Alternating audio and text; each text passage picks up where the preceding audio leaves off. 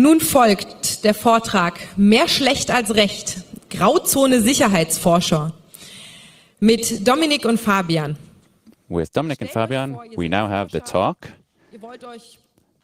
Imagine you are researchers, you want to look at a piece of software to understand how it works, and you do what you usually do, reverse engineering, and you find a security hole. And looking at the program in this Congress, that seems to be pretty common. But suddenly, an attorney writes you a letter, and now that's the story that Dominic and Fabian will tell us. Warmly welcome those two people. Dankeschön. Genau, wir halten Thank you. Kollege Fabian und ich halten heute Yeah, Fabian and I einen Talk. are going to talk here. Why are we here? Yeah, it has something to do with legal stuff. Wir sind keine Rechtsanwälte. Disclaimer, yeah, we are no lawyers. Dankeschön dafür. Ich muss auch dazu sagen, es sind nicht nur wir beide betroffen gewesen. It's not just concerning us, but in total 8 people who were involved. 2 completely independent groups, the team FAU from Erlangen, 3 people, and me, who is currently at TU Berlin, and the team TUM from the Technical University Munich, 3 people, and Fabian, and also one more from TU Eindhoven. But he was then, ignored. But it's okay, he didn't quite complain. The only commonality here is that we don't really trust any solution that advertises absolute security. Now, who does that is here the claimant, and who says, we give us your software and we'll just make it secure, even if you have systems with malware. And why are we two groups looking at this? And that's because, that claimant is pretty widespread here in Germany. So last year we looked at that, and from there we had some publications here in the Süddeutsche newspapers, end of last year. On the right side you can see the timeline. Blue is FAU and green the TUM. So we reported that, and without any more details, we had this article, and a month later we had this talk at the conference. And from there we built a paper, a scientific paper that we presented at DIMWA of this year. We here didn't look just at the claimant, but also at other companies on the market. Das war eigentlich so das von uns, und dann war es für uns auch vorbei, das Thema. And that was our thing, and then it was gone. Now Fabian. Yeah, thanks, Dominic. There are here, 2 timelines, and some of those are, happening at the same time. So at the TUM, we had a friend of mine who looked at the Elster app, and then he noticed that some things there were already mentioned at 34C3. And at that time, the paper at DIMWA was conditionally accepted, and so some things of our analysis also went into that paper. What we also found was white box cryptography that was also used as an additional piece in this software. And we wanted to look at that white box crypto, and wanted to have it to analysis in academic context. And then we tried to publish a paper there, and got it at the Usenix Workshop of Offensive Technologies 18, and got it conditionally accepted about a month later. Didn't we really count on that? And then we were a little bit surprised. We got surprised for the first time. A couple of weeks after the conditional acceptance, we got an email from the CTO of the claimant with the subject responsible disclosure violation, and we were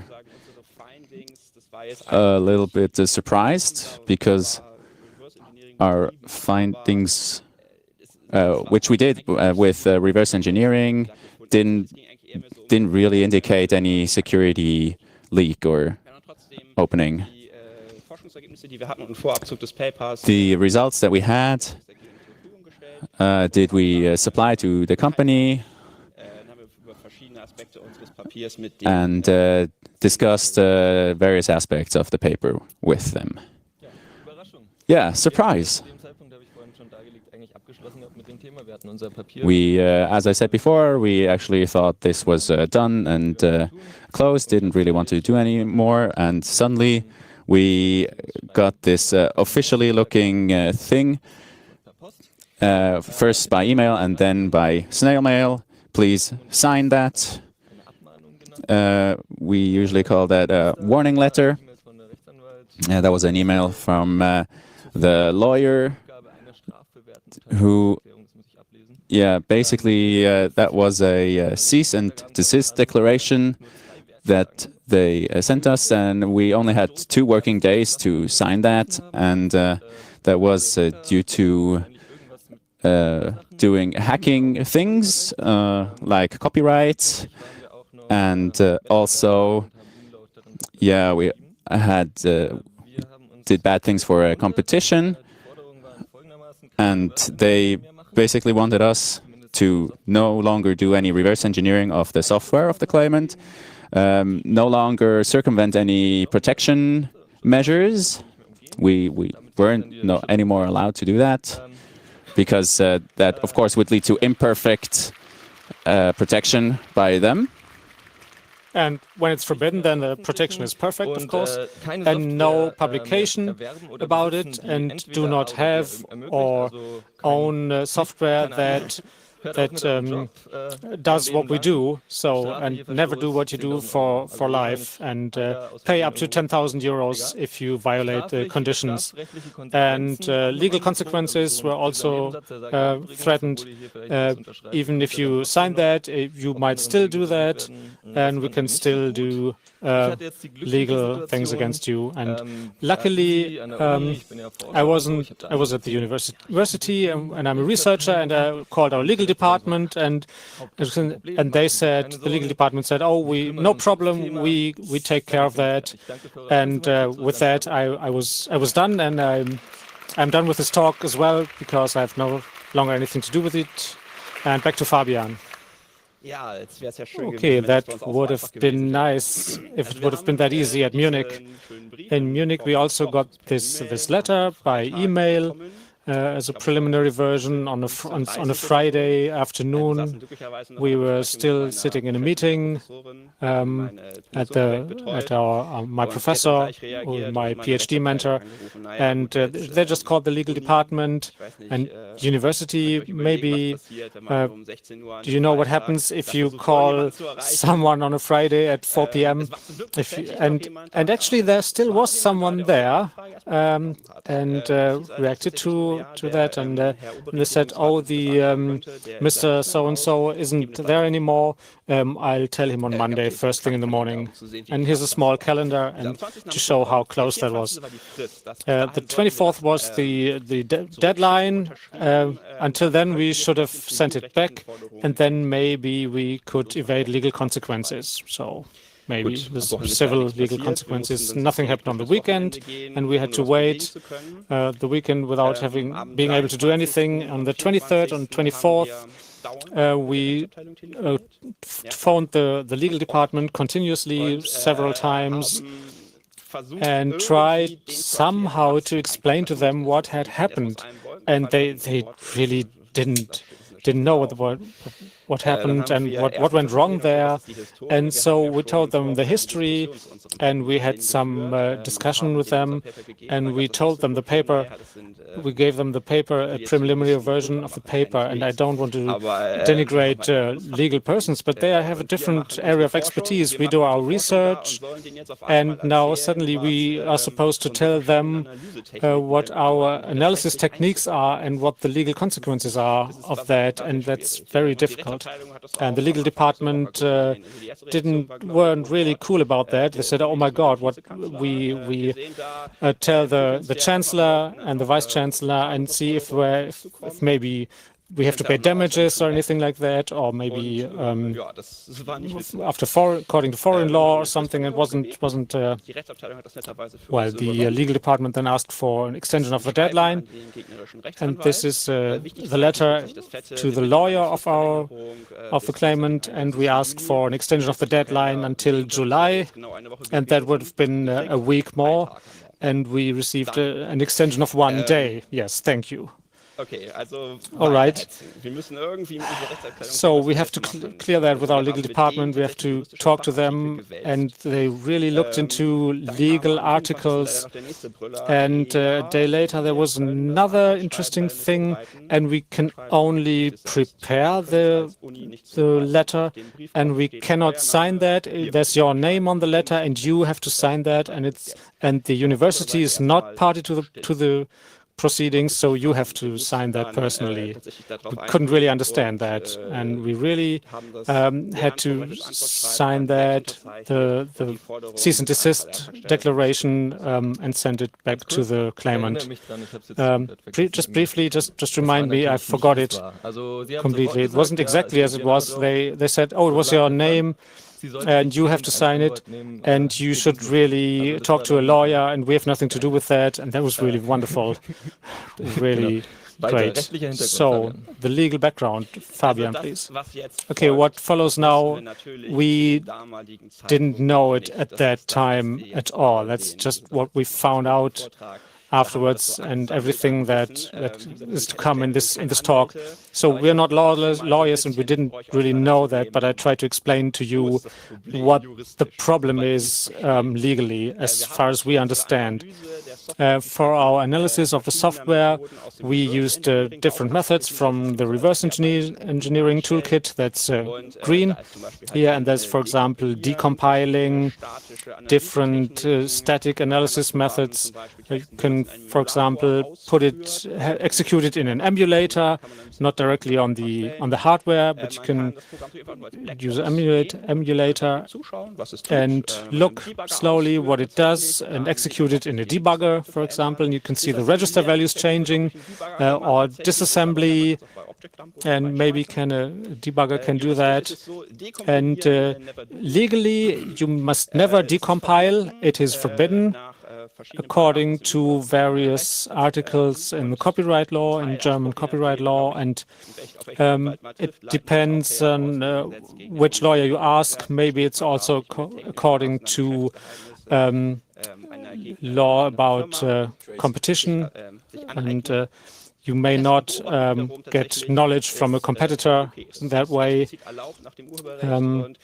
but testing and so is allowed. And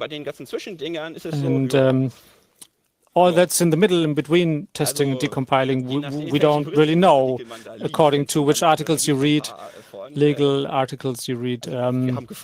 We asked, and nobody was really able to tell us. We had really talked to lawyers ourselves, and they also said, we don't really know, it hasn't been clarified. And regarding decompiling, there's one exception. If you have to create interoperability, then you can do that. And there's an API, and you want to connect to that. And there's one interface. And for reasons of remaining competitive, you may perhaps do that under certain conditions and execute it in an emulator. We asked our lawyers, and it's probably rather forbidden So you have to really look at that. So the idea is maybe, yeah, well, then the program isn't executed in its natural environment anymore. So yeah, it's difficult. And static analysis, we also sometimes, some are of the opinion that disassembly is already forbidden, disassembling. And if you really just use the hex codes and then have the opcodes in your mind, that's allowed. But if you use a tool for that, for disassembling, that's forbidden, perhaps. And our goal was really, we really wanted, we really weren't looking for a struggle. We weren't looking for a fight, but what can we do without compromising our scientific integrity and to really make it more acceptable to the claimant?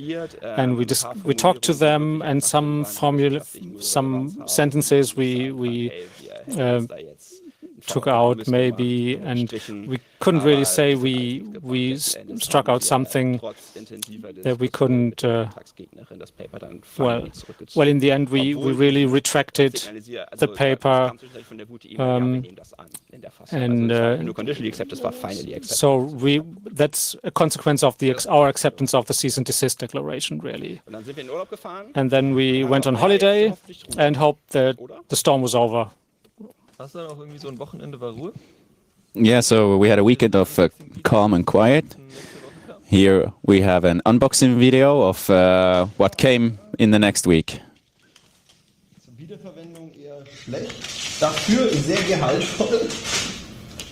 So yeah, it's not really reusable, but a lot of content. And you can see here a large volume, a large amount of papers. And that was the letter from the court, and they wanted here a preliminary injunction, but the court said this is a very complex topic.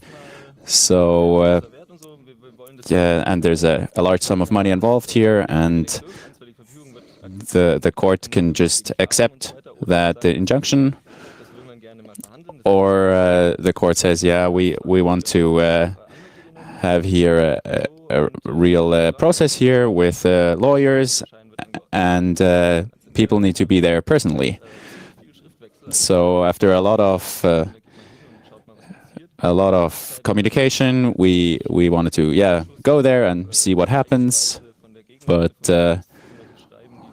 there was a lot of writing to the court to show that the opposing side was kind of talking out of their behinds, and then we met in the courtroom and was pretty full, and they never had such a full civil process.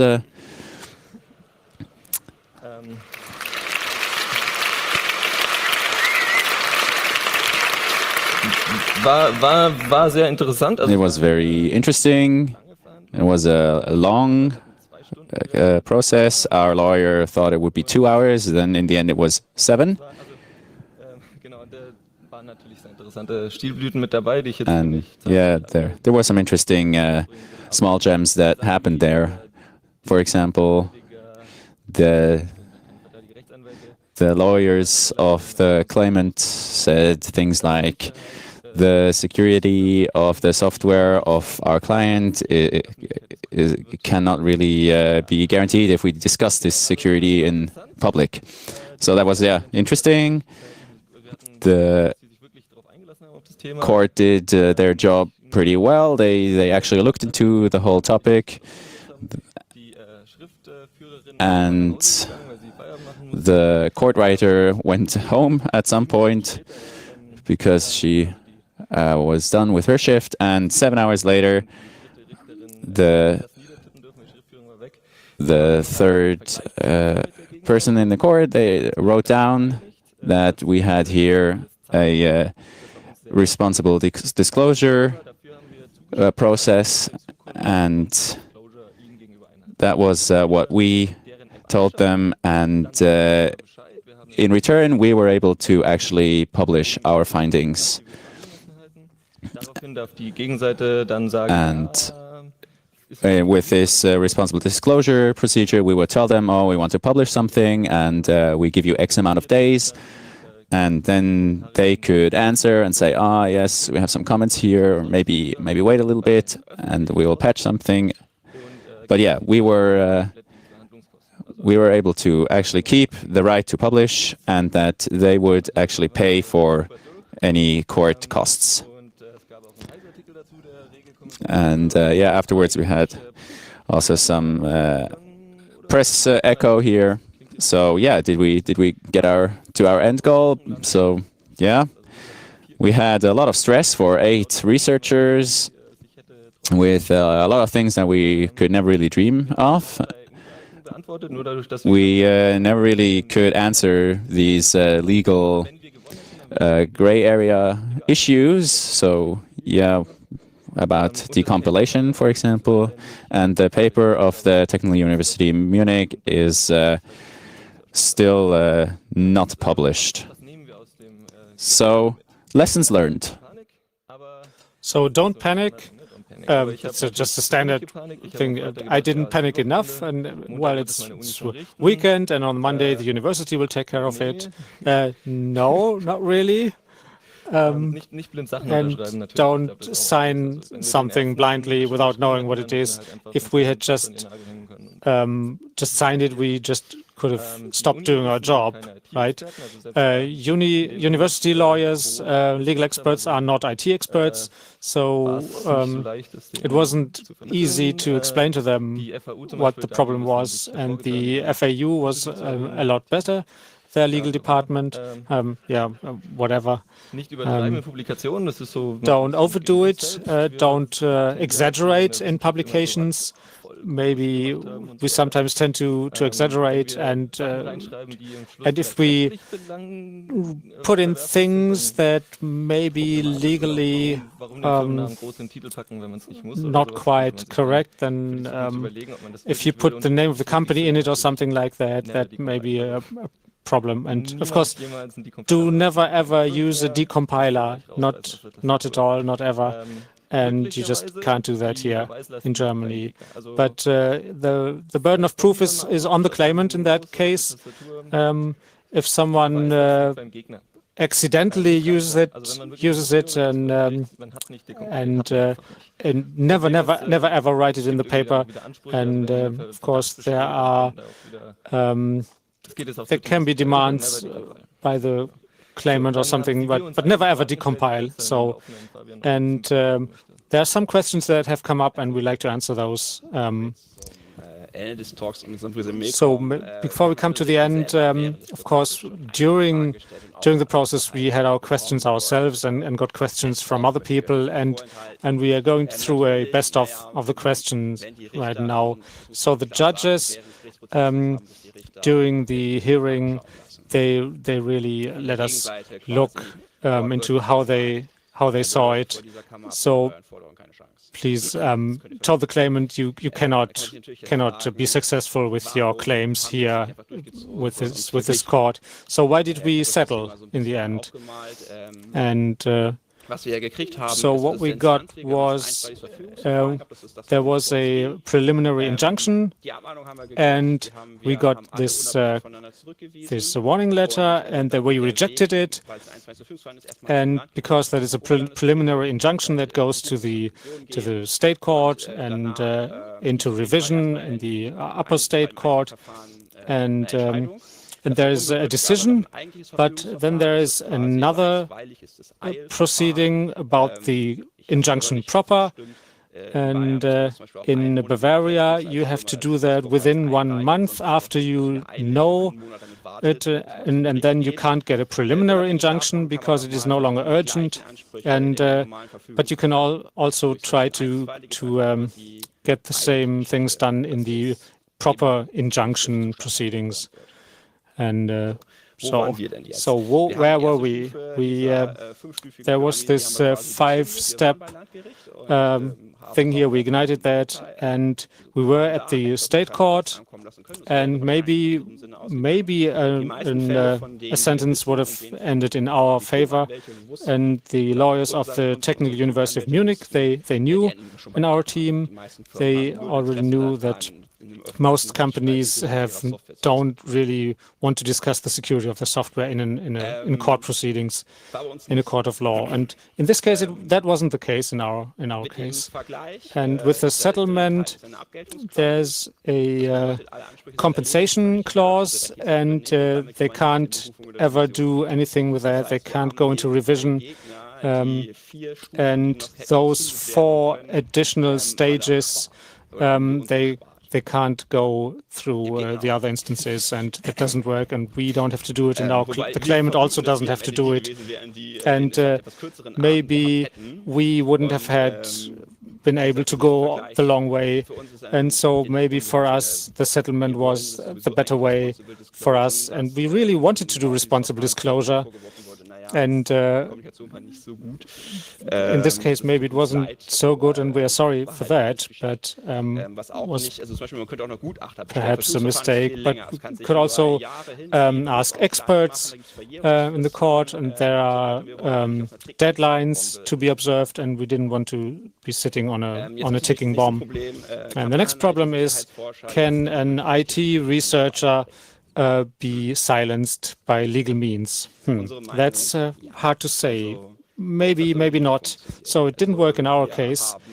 We fought for our rights to continue our research, especially at the University of Munich, so we can still publish it. We have no non-disclosure agreement. We can talk to you about it, and we do that, and raise awareness for this problem, so that hopefully you don't have to suffer the same thing.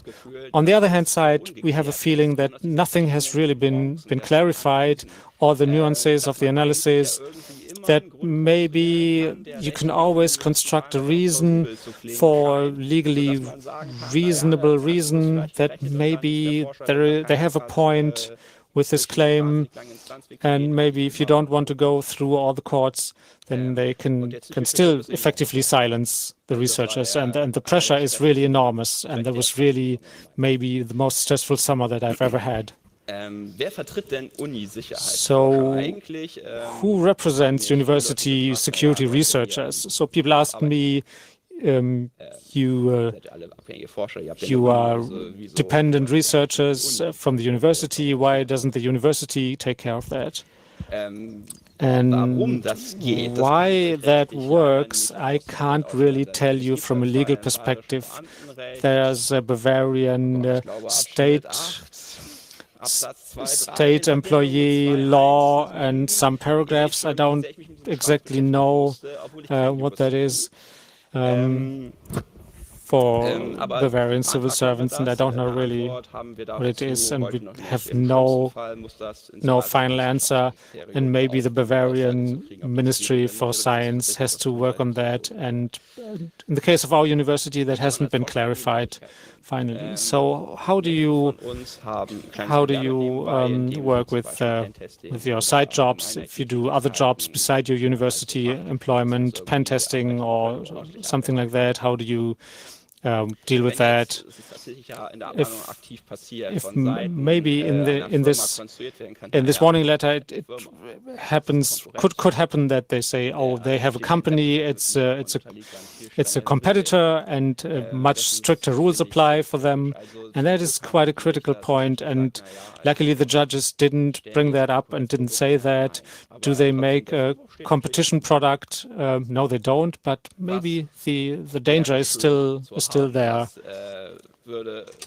So what would we have liked to have? It would have been very cool if we could cover this risk of being sued by a company. So if the worst case actually comes to pass, if there is no settlement, or if we have to go through all these 5 instances, that we don't have to pay that ourselves.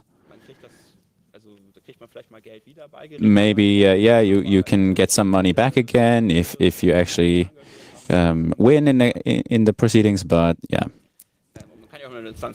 And yeah, you can also lose. So would be cool if there's yeah, some sort of insurance for that.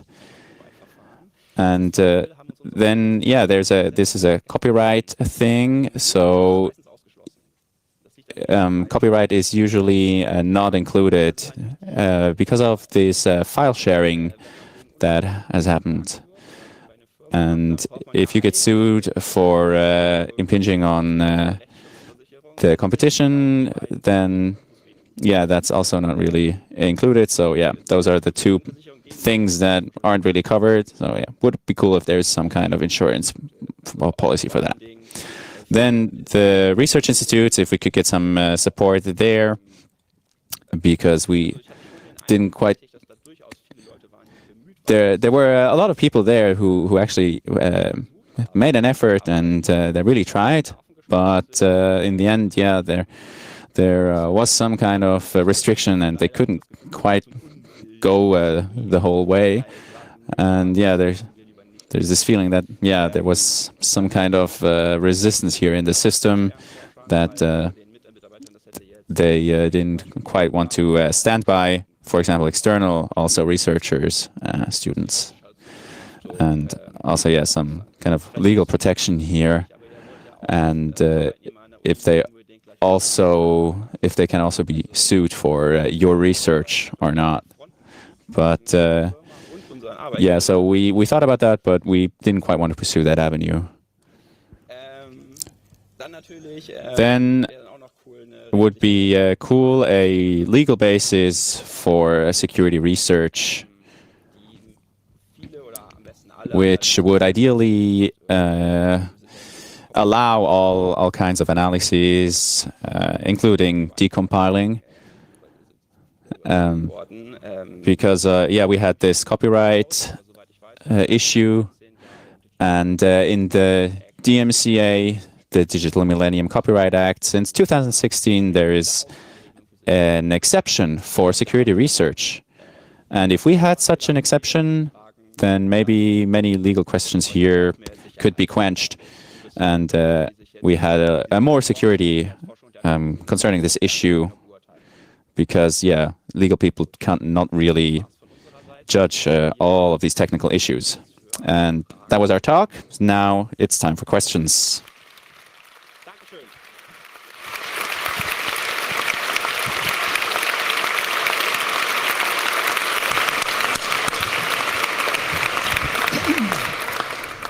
Vielen Dank erstmal für diese Vorstellung. Yes, thank you very much for this presentation of your suffering. It's really scary. And now we have a Q&A. Whoever has a question, please come forward to one of the microphones. And I really think questions 1.0, there's one sentence with a question mark at the end. So get close to the microphone. Don't touch it, but click get close.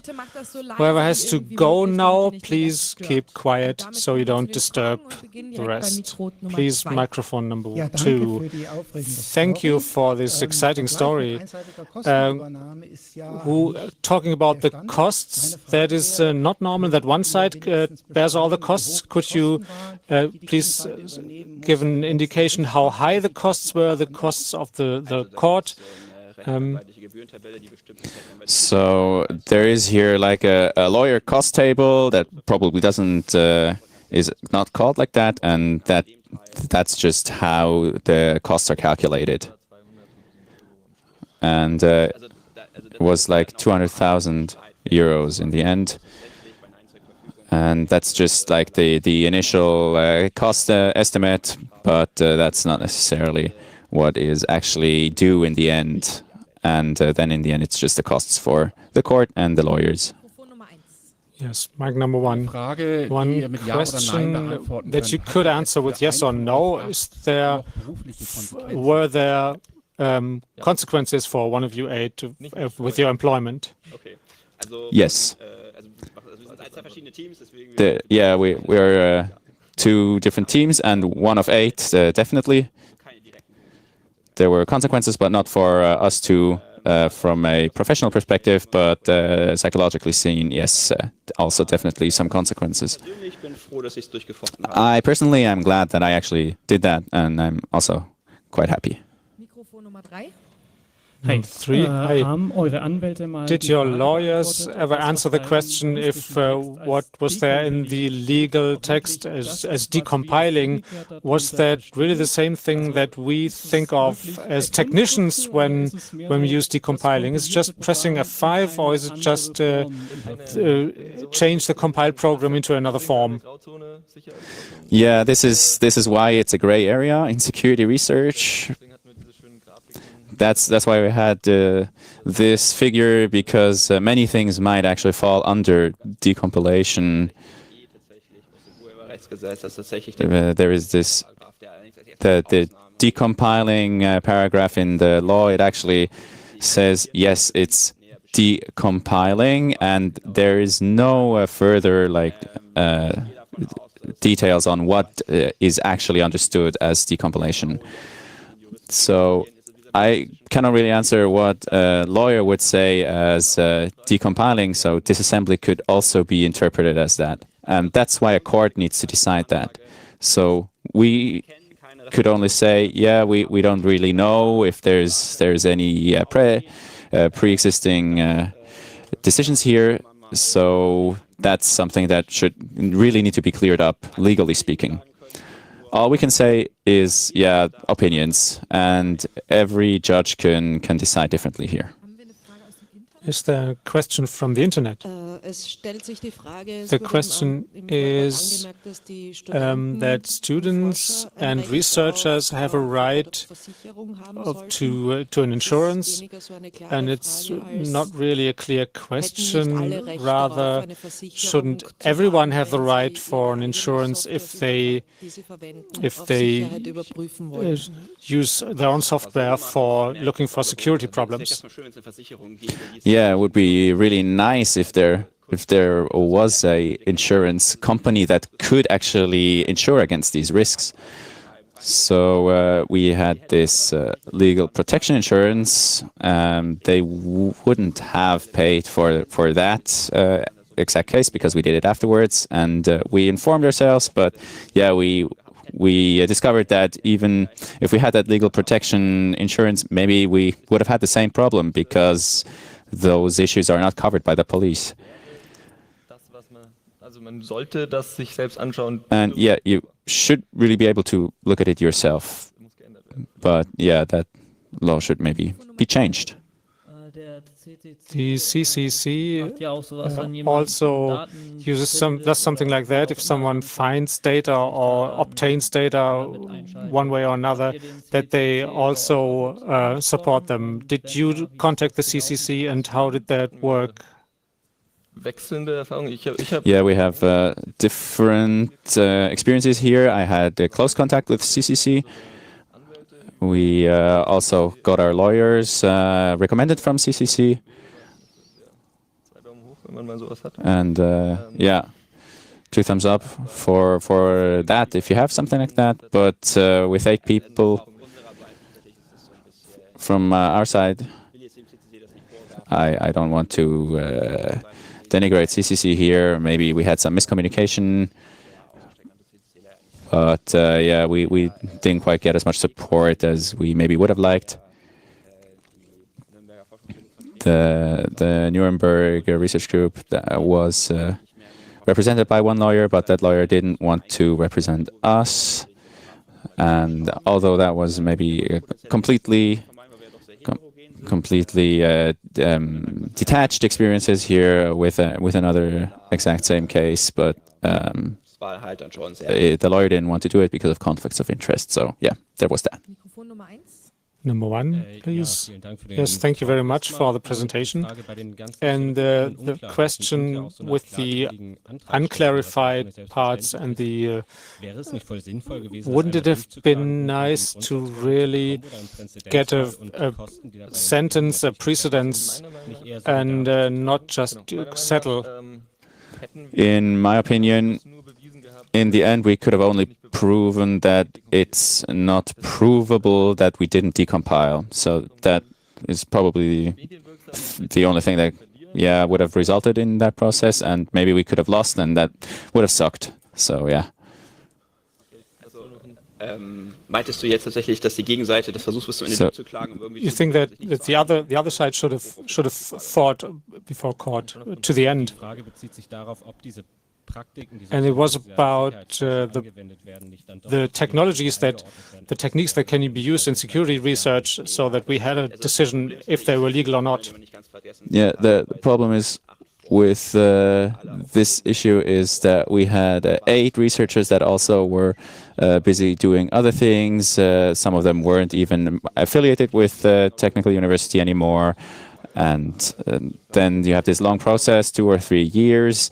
And we just wanted to meet, and I was basically doing switchboard duty just to communicate everything, and to keep that over several years. That would have been a nightmare, and also a huge psychological pressure. And with court proceedings, you just want to get the low-hanging fruit. And you go after the small technical things, like a missing paragraph in a document. The document isn't coherent formally, and so you don't start with this. What is decompilation and how does it pertain? We start with. Your letters are not correct. So in the end, if we actually had come to this decompilation thing, it's completely open. Okay, the time's up.